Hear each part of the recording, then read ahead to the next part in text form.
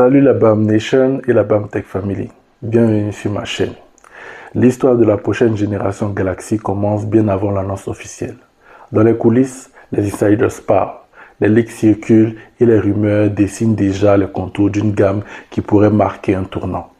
À quelques semaines de l'annonce officielle, nous avons déjà une image claire de ce que sera la gamme complète. Un trio stratégique pensé pour séduire autant les passionnés que le grand public. On décortique tout maintenant.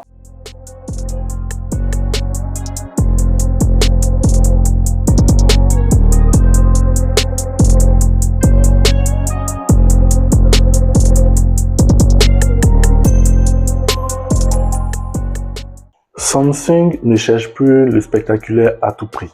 Selon les fuites les plus crédibles, la série Galaxy S26 sera une famille pensée pour la cohérence. Un S26 classique, un S26 Plus et l'incontournable S26 Ultra.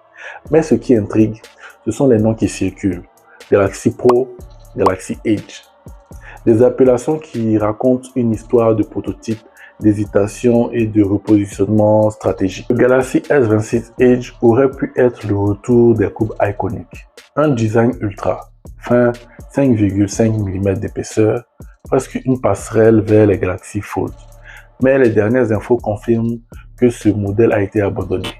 Quant au S26 Pro, il devait incarner une version intermédiaire, mais Samsung a finalement consolidé sa gamme.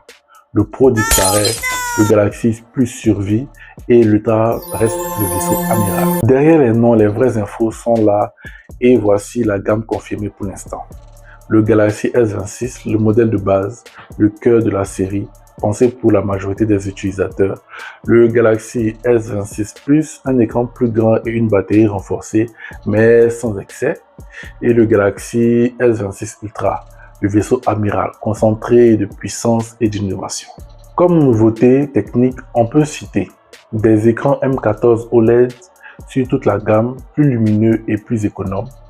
Caméra améliorée, même sur le modèle de base. Le Galaxy S26 avec une montée en gamme plus homogène.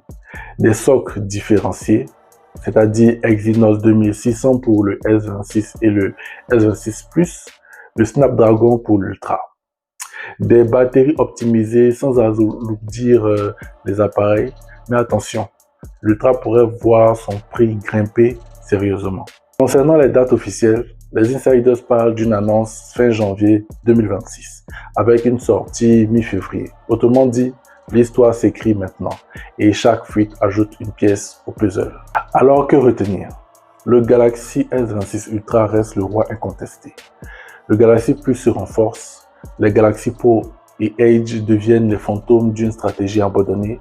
Ce que nous voyons aujourd'hui, ce n'est pas simplement une gamme de smartphones, mais la preuve que Samsung ajuste sa stratégie.